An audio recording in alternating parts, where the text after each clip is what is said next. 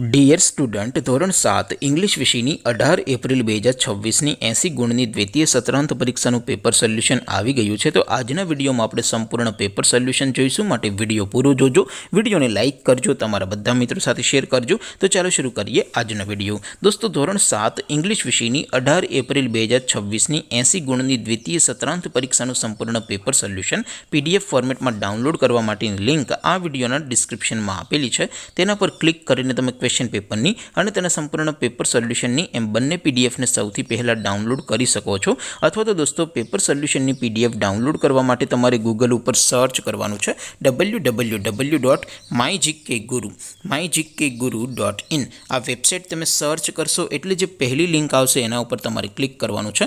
જેવું ક્લિક કરશો એટલે સોલ્યુશન માટેની mygkguru.in આ વેબસાઇટ ઓપન થઈ જશે।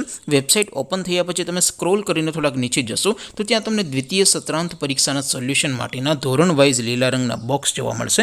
દોસ્તો, અહીંથી તમે કોઈ પણ ધોરણની બધા જ વિષયોની દ્વિતીય પરીક્ષાના ક્વેશ્ચન પેપર અને તેના સંપૂર્ણ પેપર સોલ્યુશનની પીડીએફને સૌથી પહેલાં ડાઉનલોડ કરી શકો છો।